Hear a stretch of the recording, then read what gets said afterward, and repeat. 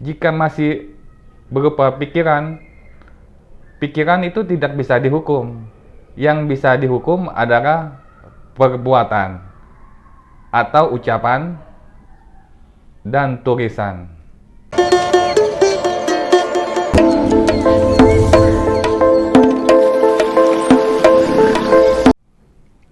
Ferdinand Huta membuat heboh di dunia maya lewat cuitannya di akun Twitternya. Dia sempat mencuit di akun Twitternya soal arahmu ternyata lemah. Cuitannya dibuat tanggal 4 Januari 2022. Namun kini cuitannya sudah dihapus. Meskipun cuitannya sudah dihapus, sejumlah netizen mengcapture cuitannya di akun Twitter Ferdinand dan ramai-ramai mengecamnya. Bahkan muncul tagar "Tangkap Ferdinand". Puncaknya, sejumlah pihak melaporkan Ferdinand Huta ke kepolisian atas tuduhan dugaan tindak pidana ujaran kebencian berdasarkan suku, agama, ras, dan golongan, dugaan tindak pidana penodaan agama, dan dugaan tindak pidana berita bohong yang menerbitkan keonaran di masyarakat. Pihak kepolisian kini sedang ngebut melakukan penyidikan atas kasus cuitan Ferdinand Huta tersebut dengan memeriksa sejumlah saksi, baik saksi fakta maupun saksi ahli.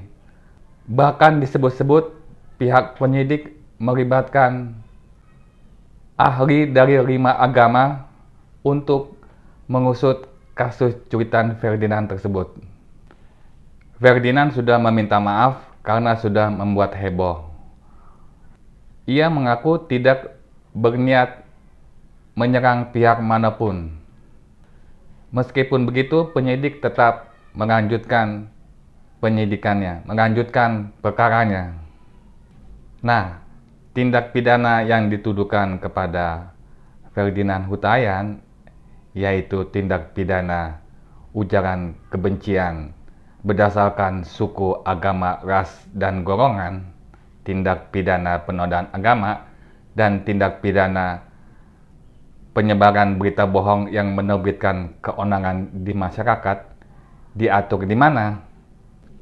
Untuk tindak pidana ujaran kebencian berdasarkan suku, agama, ras, dan golongan itu diatur di dalam pasal 28 ayat 2 Undang-Undang ITE, Undang-Undang Informasi dan Transaksi Elektronik. Dan ancaman pidananya diatur di dalam pasal 45A ayat 2 Undang-Undang ITE, yang ancaman pidananya paling lama 6 tahun dan atau denda sebanyak-banyaknya 1 miliar rupiah. Tindak pidana penodaan agama diatur di dalam pasal 156A KUHP yang ancaman pidananya selama-lamanya 5 tahun.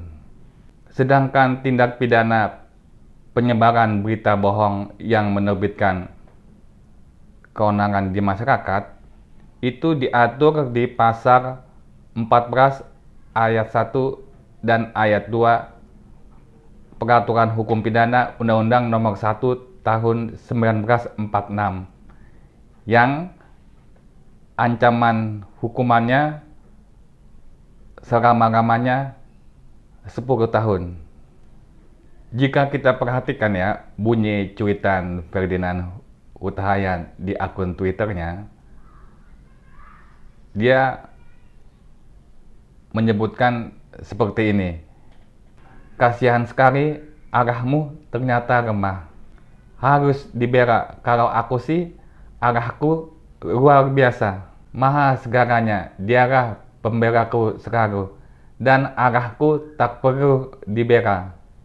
Menurut Ferdinand, cuitannya itu dialog imajiner antara pikiran dan hatinya sendiri untuk memotivasi dirinya sendiri untuk bangkit dari situasi yang sedang down. Nah, kalau kita cermati lagi ya, lebih dalam ya. Di sini sebenarnya cuitan Ferdinand ini tidak ditujukan kepada agama tertentu. Dia menyebut arahmu itu lemah, tanpa menunjuk arah siapa yang dia anggap lemah. Semua umat beragama di Indonesia pasti meyakini bahwa arahnya itu maha kuasa, bukan arah yang lemah. Sehingga kata arahmu sebagaimana cuitan Ferdinand masih bias ditujukan kepada arah siapa. Kamu di sini, objek kamu di sini juga masih tidak jelas, tidak tertentu.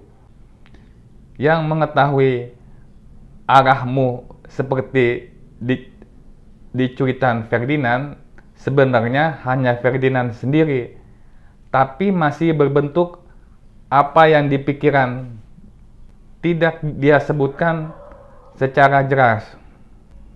Jika masih berupa pikiran, pikiran itu tidak bisa dihukum. Yang bisa dihukum adalah perbuatan atau ucapan dan tulisan. Bagaimana pendapat Anda?